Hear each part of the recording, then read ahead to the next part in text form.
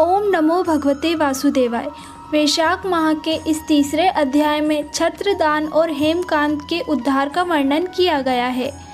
नारद जी कहते हैं, एक समय विदेहराज जनक के घर दोपहर के समय श्रुतदेव नाम से विख्यात एक श्रेष्ठ मुनि पधारे, जो वेदों की ज्ञाता थे।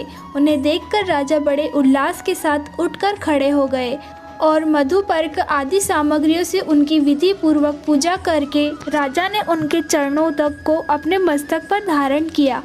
इस प्रकार स्वागत सत्कार के पश्चात जब वे अपने आसन पर विराजमान हुए, तब विदेहराज के प्रश्न के अनुसार वैशाख माह के महत्व का वर्णन करते हुए वे इस प्रकार बोले।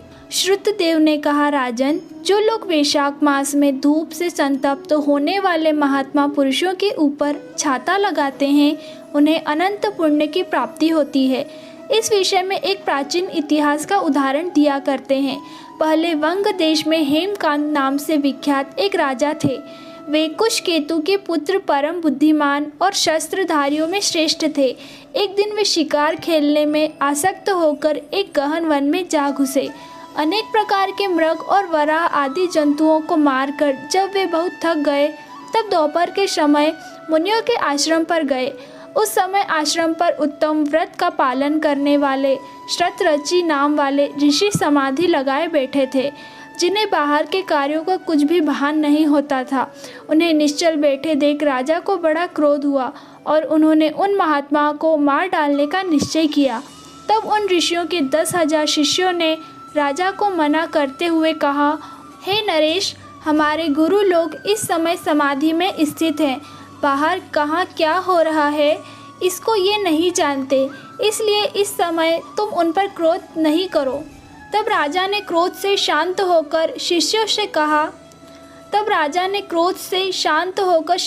कहा, द्विज कुमारों, मैं मार्ग से थका मांदा यहाँ आया हूँ, अतः तुम लोग मेरा आतिथ्य करो। राजा के ऐसा कहने पर वे शिष्य बोले, हम लोग भिक्षा मांगकर खाना खाने वाले हैं। गुरुजनों ने हमें किसी के आतिथ्य के लिए आज्ञा नहीं दी है।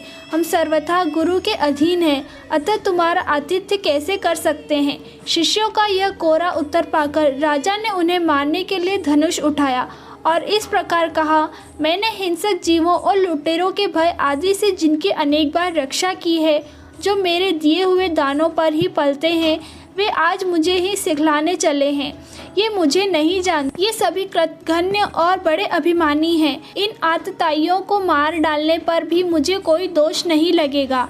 ऐसा कहकर वे कुपित हो धनुष से बाण छोड़ने लगे। तब बेचारे शिष्य आश्रम छोड़कर भय से भाग चले। भागने पर भी हेमकांत ने उनका पीछा किया और 300 शिष्यों को मार गिराया। शिष्यों के भाग जाने पर आश्रम में जो कुछ सामग्री थी उसे राजा के सैनिकों ने लूट लिया। राजा के अनुमोदन से ही उन्होंने वहां इच्छा अनुसार भोजन किया। तत्पश्चात दिन बीतने पर राजा सेना के साथ अपनी पुरी में आ गए। राजा कुशकेतु ने जब अपने पुत्र का यह अन्यायपूर्ण कार्य सुना, तब राजा ने उन्हें राज्य से अयोग्य जानकर उनकी निंदा करते हुए उन्हें देश से निकाल दिया। पिता के त्याग देने पर हेमकांत घने वन में चले गए। वहाँ उन्होंने बहुत वर्षों तक निवास किया। ब्रह्म हत्या सदा उनका पीछा करती रहती थी, इसलिए वह कहीं भी स्थिरता पूर्वक नहीं रह पाते थे। इस प्रकार उस दुष्ट आत्मा के 28 वर्ष व्यतीत हो गए। एक दिन वैशाख मास में जब दोपहर का समय हो रहा था, महामुनि तीर्थ यात्रा से प्रसंग से उस वन में आए। वे धूप से अत्यंत संतप्त और तृषा से बहुत पीड़ित थे, इसलिए किसी वृक्षहीन प्रदेश में मूर्छित होकर वे गिर पड़े। देवयुग से वहाँ हेमकांत आ निकले। उस मुनि को प्यास से पीड़ित, मूर्छित और थका मांदा देख उन पर बड़ी दया की। उन्होंने पलाश के पत्तों से छत्र बनाकर उनके ऊपर आती हुई धूप का निवारण किया। वह स्वयं मुनि के मस्तक पर छाता लगाते हुए खड़े हुए और तुम्बे में रखा हुआ जल उनके मुंह में डाला। इस प्रकार इस उपचार से मुनि को चेत आ गया और उन्होंने क्षत्रिय को दिए हुए पत्ते के छाते को लेकर अपनी व्याकुलता दूर की। उनकी इंद्रियों में कुछ शक्ति आई और वे धीरे धीरे किसी गांव में पहुंच गए। उस पुण्य के प्रभाव से हेमकांत की 300 ब्रह्म हत्याएं नष्ट हो गई। यह वैशाख मास का तीसरा अध्याय समाप्त।